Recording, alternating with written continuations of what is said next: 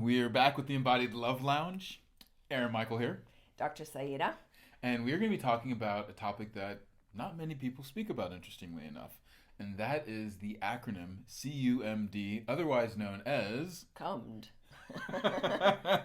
It's the CUMD debate. It is the CUMD debate, and it does sound a little bit exactly like what you might think it is, which is the ability to predict if someone, specifically people with the female body, if and how easily they can come. Yes, based on the measurements of the distance between their clitoris and the urethral medius.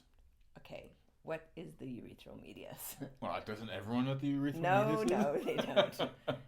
Well, first of all, most people probably don't even know what the urethra is, but that is the pee tube by which anybody pees out of. Mm-hmm. Now, the urethral medius, if you were to look, for instance, at the vulva or the vagina, and to see kind of like where the pee hole is located, which would be just above the entrance to the vagina and beneath the clitoris, you'll see that there is a small hole, and that's from where the pee comes.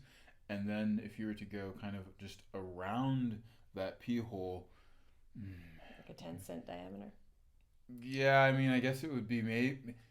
I think a dime would be a large, if you're using U.S. coins, a dime would be a large urethral meatus. But anywhere to like a quarter to a half of a centimeter in like diameter, that's kind of what you'd probably expect to find for the urethral meatus. But it's this circular area that's a little bit raised when getting engorged, when getting turned on. It also kind of has some added sensitivity to it. Right. And what it is, it's actually showing that external part of, or kind of where the bump comes from, the urethral sponge, which surrounds the urethra and then swells. So that's what you get with the urethral meatus there. Okay. So tell us a little bit more. We have the clitoris. Mm-hmm. We have the urethral meatus. What's the D in the CUMD? So that is the distance. So Okay. They call it the clitoral-urethral medius distance. Okay. Or the distance between the clitoris and the urethral meatus. There has been some debate where it's to be measured, if it's to be like from directly at underneath where the gland meets the flesh of the body in terms of like towards the urethral side, Mm-hmm. or is it where the clitoris meets the body and then goes beneath and behind the pubic bone. Okay. So are you measuring it basically kind of at which end of the shaft of And the why clitoris? do we care about this measurement? Why do we care about this measurement? Well, supposedly, some people believe that the smaller this distance is, in fact, I think it's if the distance is of a certain shortness, then the likelihood of being able to have an orgasm from penetration alone is heightened. Okay. So someone somewhere at some point decided that the female anatomy had a very specific, it needed to be a very specific distance in order to maximize penetrative orgasm. Yes. So they were basically looking at a bunch of women and they go, oh, look, these women have an easier time having orgasm. Well, their CUMD is shorter than those that have a longer CUMD and therefore take longer to CUMD. To come. So, when did this start? This is not a recent debate, Okay. actually. So this started, I mean, we're talking like back in the 1920s or so. Okay. And it's... So like 100 years ago. Yeah. So this is, and it's actually involving some like kind of big names out there. Sigmund Freud comes into the story. Well, he thinks the clitoris is, an immature sexual organ, so... Precisely. And one of his like big students, a French psychoanalyst, who also happens to be like the great grandniece of Napoleon Bonaparte. That's an interesting fact. Yeah. Her name is Marie Bonaparte. And she was the one that was looking at these different women. I think it was this kind of a study of 200 different women and noticed. She was a physician? No, she was a psychoanalyst. Why was a psychoanalyst looking at a bunch of... Because she struggled to have orgasm herself, and then being a student of Freud, I believe what happened is that she was like, oh my goodness, okay, well, I'm struggling to have penetrative sex that leads me into orgasm without stimulating my clitoris. If I stimulate my clitoris, it's because I must have like a nubile developed sexual body. And she obviously found that disturbing, and so she was looking at like, well, what is it? Maybe there's actually something to do with the anatomy, and I'm wondering if maybe potentially she did this so as to kind of get out of feeling guilty around, well, it's because I'm immature. It's like, no, actually it's just the way that my body's built.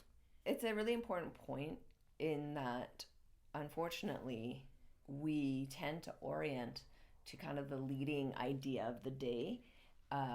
What I mean by that is women's sexuality and pleasure and how things work for women really is hugely influenced by the debate of the day, the media, whatever gets picked up, kind of the fad. Yep. So what happened to her specifically? So 100 years ago, she can't have an orgasm through penetration alone.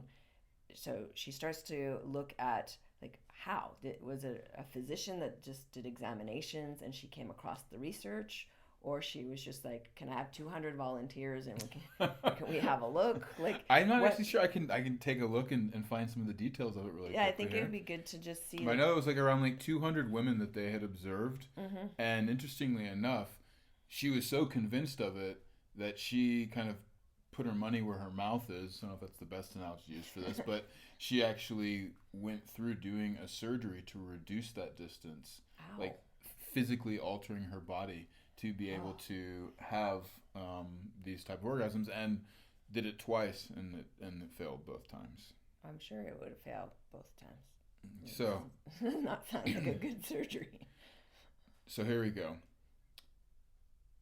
Despite what she described as sexual dysfunction, this is from Wikipedia, Marie Bonaparte conducted affairs with Sigmund Freud's disciple Rudolf Lowenstein, as well as Ariste Briand, her husband's aide-de-camp Lambesis, a prominent French physician, and possibly others. She was troubled by her difficulty in achieving sexual fulfillment, meaning orgasm, during penetrative sex. Marie engaged in research. So in 1924, she published her results under a pseudonym, so she didn't use her real name. That's exactly 100 years ago. Yeah, exactly. A.E. Well, it's time to set the record straight. Yeah, then. Let's do that. A.E. Narjani is the name that she published under, and she presented her theory of frigidity, meaning struggle to have an orgasm, in the medical journal Brussels Medical, having measured the distance between the vagina and the clitoris glands in 200 different women. Okay. So. And what did they find? Lots of variety? Well, yes, that there was variety, and this is what it is. Women with a distance of more than 2.5 centimeters, so that would be about this much distance between and this is again where more recently there was another study that was done, because this study was done like 100 years ago. It was also done again later, and the places what they used to measure the distance, be it from the base of the glands or from the tip of the glands, was changed. But in this recent kind of reevaluation of these two studies, it was taking a look at this, and I think this was more in like 2000s. I can actually look that one up as well. But the thing that's quite interesting here is that you have people that are noticing certain kind of external looks and trying to, and using then this sort of ideology as a motivation to explain why something's happening, or to also kind of cause change around it. So it's not, again, based off of strictly what is this person feeling, but instead a label that this type of pleasure is nubile, therefore you must be able to go and to do this other one. This happens so much. To become more mature. I mean, in research, when I was writing my dissertation, a piece of research came out. Actually, it was leaked to the media because it was never peer reviewed. It should have never been published because it wouldn't have been accepted. but it was leaked to the media, and then it became this overnight sensation. And I actually remember teaching a class, and the woman in the class came. She had printed out this information, and she said, "See, this is why I don't have a vaginal orgasm." And I was like, "What are you talking about?" And it was a study done by an Italian researcher who essentially had studied only male sexuality, and then decided to study very briefly female anatomy, but used like less than a handful of people, I can't remember, very few people, and then determined that not everybody has a quote unquote G-spot. So we did a G-spot episode, we don't need to go into it now, but the point is around looking at how the media can say, look, this is what's going on, don't worry, because this is what's going on, it's why you're not able to do this. And so the women in the class that I was teaching are like, well, you see, I don't have the right anatomy, so I can never have that. And I was like, this is complete BS. I was so upset. I took the piece of paper, I ripped it up. I said, no, it would be like saying not all males are born with a prostate gland. That's the equivalent of what this research is saying, and I don't accept it. There are structures, perhaps certain types of situations, or the inability to breathe a certain way, or certain tensions, or even lack of erectile function within the female body is preventing that area to engorge or be activated. But I absolutely refuse to believe that some women are born without the structure in place, because that's not possible. That's not how nature works. Yeah. Well, I mean, and you saw the label of frigidity that Marie Bonaparte used. And this is, again, a very strong label on, women aren't having an orgasm. Something must be wrong. It can't be the men that are doing something off. Something's wrong with the woman. She's just frigid. Therefore, you put that label down. Word. I really do. Then, which is like a medical term at that point. Yeah. Now, it still is, I believe. Now you have the opposite end of the spectrum, though, which is, okay, well, we don't want to shame women or make them feel that, they're less than other women. So as opposed to giving an education on how to kind of discover, awaken, enliven certain areas of the body, instead what we end up doing is, oh no, it's just right. Yeah, okay, we're all different. Not all women have the possibility of doing that. We don't want you to feel bad. And so therefore they then just give this information out that everyone's just different. You have a certain anatomy that is this way. Therefore, you don't have to feel bad that you can't have that. It's like saying, it's literally like saying, if you are not a certain height, you can't walk. That's what it's essentially saying. Yeah. Which is absolutely ridiculous. We know no matter what height a human being is, unless they've got some kind of problem with the act of walking, meaning like paralysis of the legs or the whole body, or an injury of some sort. But every human being from birth is designed to walk, no matter what height person is going to end up being. And some people, then you could say, well, maybe you're too large to walk, right? Because that's another. No, that's not true at all. Like, doesn't matter the width you are or the height you are. You should mechanically be able to move your body. Human beings evolved to walk. And so this argument doesn't work for me. I don't like this argument that, since you don't have this, then you can't do this. No, for me, that just shows that the researchers and the educators are malinformed and are actually not practicing deep sexual pleasures and exploration themselves. They're probably reliant on what they learned in books or on porn or just even through their sexology course, because it seems to me that everyone who goes through a sexology course, the main piece of advice is the latest, greatest sex toy rather than actually understanding the deeper mechanics of the body, which I'm always very grateful for your work around suction sex and those mechanics. Could you maybe, because I mentioned porn, I mentioned suction sex, can you tell us the difference between like what porn anatomy would be and look, they're humping the tree. You see, they're going like this. The birds are out there like this. What are the name of these birds again? I don't remember. But they're very funny birds. So the difference between porn anatomy and suction sex anatomy, if you could just take us there before we have a few more minutes before we jump into the explicit content.